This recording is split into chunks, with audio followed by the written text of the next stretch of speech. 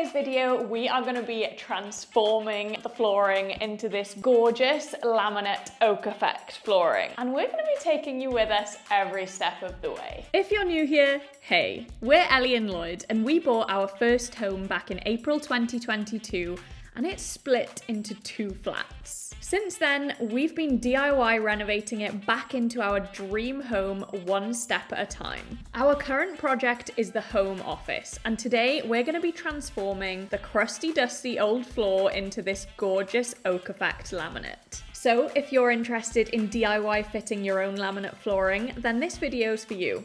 These are all of the tools that you're going to need to lay a laminate flooring. You're going to need either a Stanley knife or a pair of scissors, some silver tape, a laminate flooring kit. This is just a cheap one from Amazon. I'll link it in the description, but it basically includes a little rubber hammer, a block, and a pull bar. You're going to need either a handsaw or a jigsaw, pencil to mark your flooring, a tape measure to measure out your cuts, and a set square to mark your cuts. Obviously, you're also going to need your laminate flooring and your underlay as well. The first step for laying the laminate flooring is obviously to empty the room and clean the floor. We're going to sweep up and we're going to get off any loose bits. As you can see, we're currently renovating this room. Bits like this, any loose bits. We plastered some of the walls in there, so there's a bit of stuff on the floor. Yeah, just completely clean it. No dust, no grit, no lumps.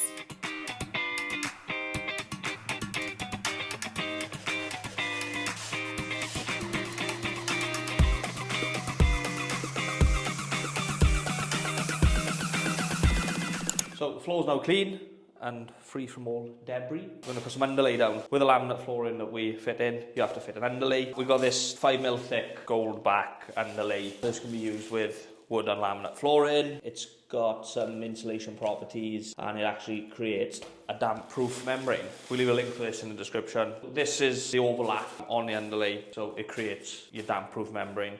So obviously you lay your next bit over this and then tape along the seam and lay it gold side facing down. Let's go! Bosh. Hopefully it'll just slide into that. Oh, look at that. Can we overcut this and then trim it back a bit? Yeah, we've got plenty, haven't we? We just rolled the first piece out. We had to trim around the fire surround. So I'm going to just cut it to length now into the corner. We overcut it a bit so we didn't have a big roll to deal with. Push your underlay tight into the corner and then just run your knife along it. Preferably with a sharp blade, not like the one I'm using. We are going to cut around this and over send the underlay out past the door because we're not sure what flooring we're going to put in the hallway yet.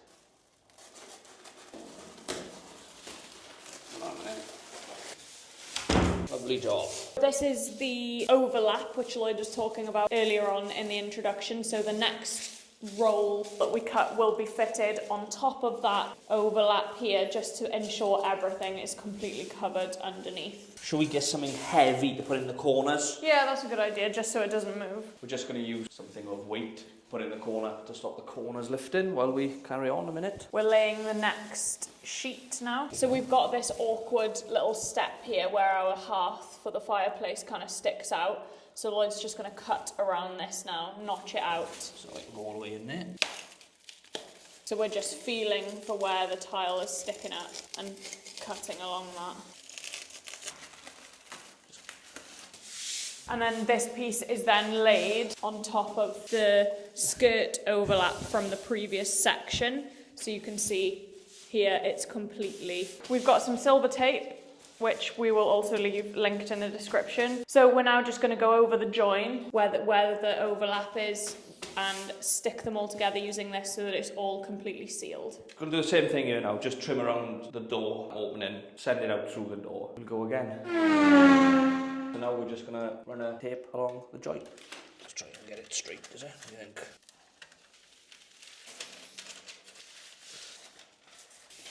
So the tape not only holds the rolls together, but it also ensures there's just, what would you call it, like? So I think the idea of it is to just try and seal it and create almost like a vapour barrier. We're not really worried about that, but... No, the slab in this house has got a damp-proof membrane in it. It's just good practice, and it holds the rolls together too. It stops air movement, doesn't it? So Yeah. if cold air can't get through, it's not cold. So we're just going to repeat the process now over here, and then we're going to probably have a little bit more intricate cutting to do within the bay.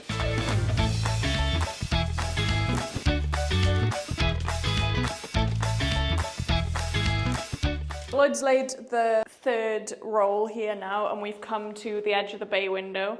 So we need to cut the skirt overlap off here, but we obviously need to keep it for inside the bay window. So Lloyd's just going to do this tricky cut here. We are going to put a new blade in the knife. Probably should have done it at the start. Now just one little tricky section to go.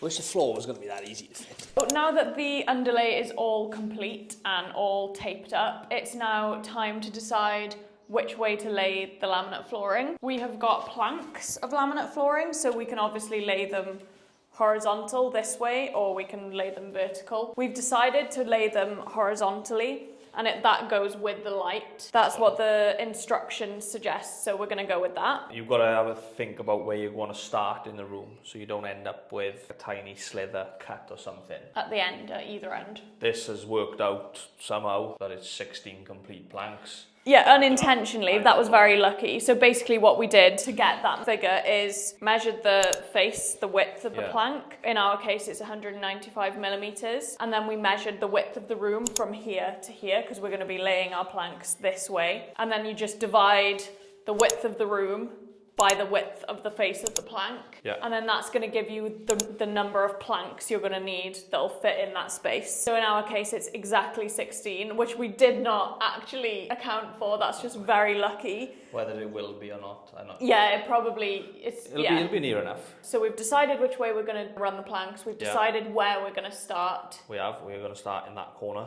So we're going to start over here, work our way towards you. This side of the room's got all the cuts, really. We've got to cut around the tiles, cut round the fireplace. The flooring that we've gone for is 8mm thick laminate flooring, which has this click locking system. So basically you've got a tongue and a groove, and they interlock together. So you can see you've got these sections here, and then you've obviously got this section, and this is how they go together. So they are quite straightforward. Line them up, click them in, that's it. And then obviously the same thing happens on this side as well. So it's quite straightforward. There's no kind of adhesive or screwing, nailing, nothing. You literally just lock them all together and they lock into place. The next step for us now is we're going to be starting over in this corner by the radiator. So we've just been trying to work everything out, but we've got a few cuts to make here. So we've got to cut around this mantelpiece pillar here. And then we've also got to cut around the tiles here as well. You also have to consider an expansion gap around the perimeter of 10mm. This is just this particular flooring. So we've made some 10mm spaces just to click in as we go, because this stuff will expand and contract. So you've got to leave it move. The only tricky thing we've got here is the 10mm expansion gap is all well and good around the areas that we're going to be fitting our skirting board. But with the mantelpiece here and onto the brick and around the tile, we aren't going to be fitting any skirting board.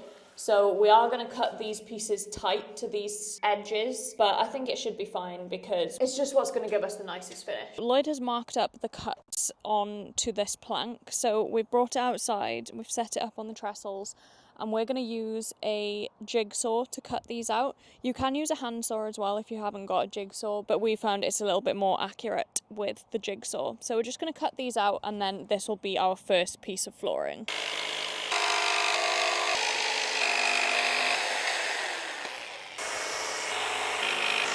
We've started making some of the cuts, but they're not quite right. Just going to adjust these cuts a little bit further. We've done them a little bit too tight, basically. So we're just going to amend these and then come back to this. Another really important thing to mention about your laminate flooring is to get all of the packs out and sort them into tiles, because each one of these pile is a repeat of the same pattern. So we have got 10 different tiles, and it's necessary to shuffle them up so that you get a variety of patterns and you don't get loads of the same repeat tile after each other, because it just won't look great. That's what I'm going to do now. I'm going to mix all of these up and just put them into an order so that when we're into the flow of clicking them together, we're not picking up the same tile all the time.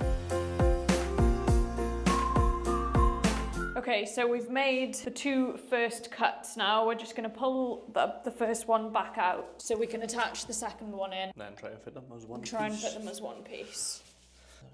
We'll put this piece in now. We'll take it back out on this in.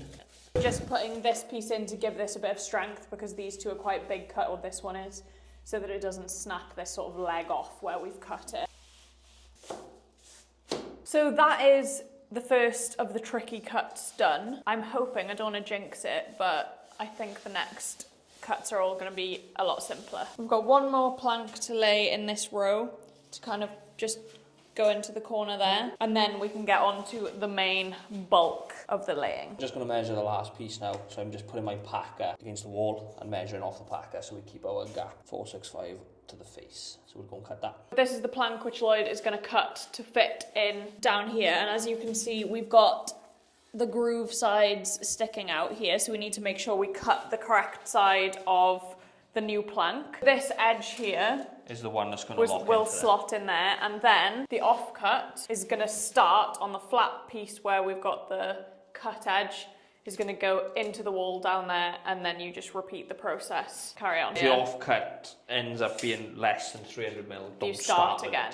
Start with a new plank or cut in half. Or yeah, but in our case, this is about 500 mil, I think. I'm going to make that cut.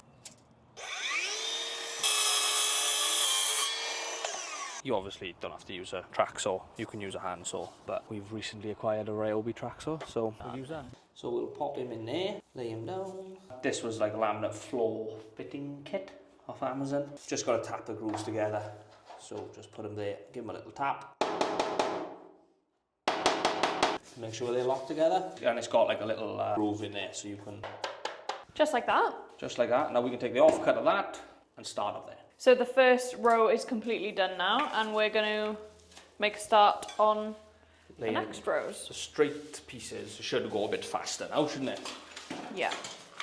This is the offcut from the last piece at the end, as long as it's more than 300 mil. Started at the start. Don't forget your 10 mil gap. Put him in there, like that. So we'll just line him up, slot him in, so gap, slot him in. And we'll just run along that with a block.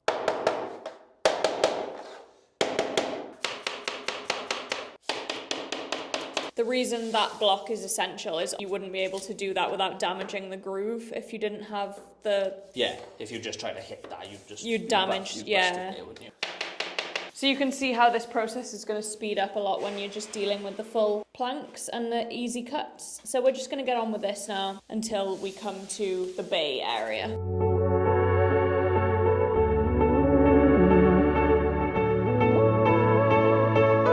So we've got this far fitting full planks, other than obviously the cuts in the wall and recycling the offcut back to the start. This one now, the straight line, if you imagine, along this edge, is going to encounter, needs to go just slightly into the bay there.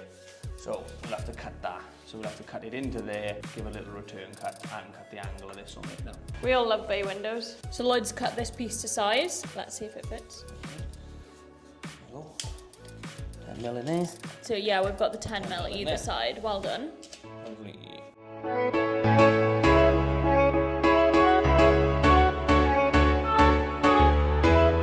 Our next plank goes into the bay a lot more than the previous one. So we've got this tool to measure the angle and to kind of stencil it on. So I've set it with the straight edge of that plank, and then I've set this little white mark as a reference to the end of that board, and then just, you know, set the angle in with a 10 mil packer in there. So we keep our 10 mil expansion obviously, gap. I know it's not 10 mil down there, but the boards, when you're going to come to... Yeah, it's a bit too long, really. We transfer this onto another plank now and then cut along the marks. Right, I've cut it off the stencil.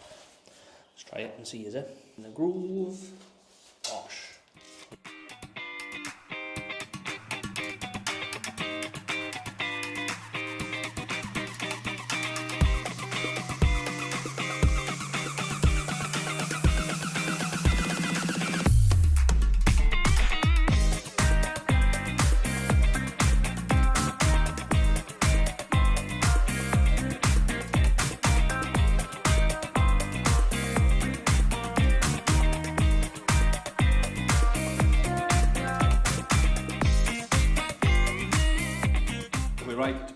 last run, our 16th plank. That's our gap that we're left with, which is 10mm. That just worked out really good for us actually. So this is just where this pull bar comes in handy now when you have things like this to do. So drop that in there. Obviously I can open the door, but I can't on the next one. Just to show you, you can hook that in there.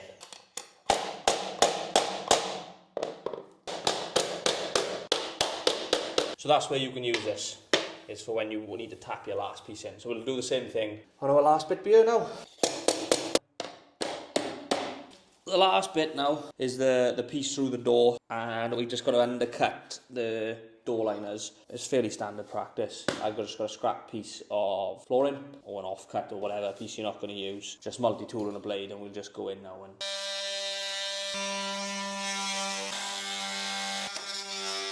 So you've just seen me undercut the door liners. Bit of a job because they're solid oak. So the multi-tool worked hard then. I'm just going to cut now this piece. We're going to leave it full width so it'll be out in the hall until we decide what we're going to do. This is the actual final piece of the room. So Lloyd's cut it to size, and we're just going to slide it under the door liner now and try and lock it into place. Slide it in, push down, get that in there. Just got him. Just got to do a bit of fiddling about yes. Just up and down and just... Bit awkward, but it's in. And there we have it, the completed laminate flooring transformation, all in a day's work. We're super pleased with the result of this flooring, and it was really easy to fit. Let me know if you guys have any questions in the comments below, and we'll make sure to reply to them. It needs to just be quite to the point, so if there's no point saying anything. That's just to say it. No, that's if you don't have anything nice to say. Oh, is it? Don't say anything at all. Then we'll hoover it. Vacuum it. Vacuum it. Because it's not a hoover, it's actually a pneumatic, our one. Underlay. Underlay, underlay. Arriba. Arriba! Allen weave.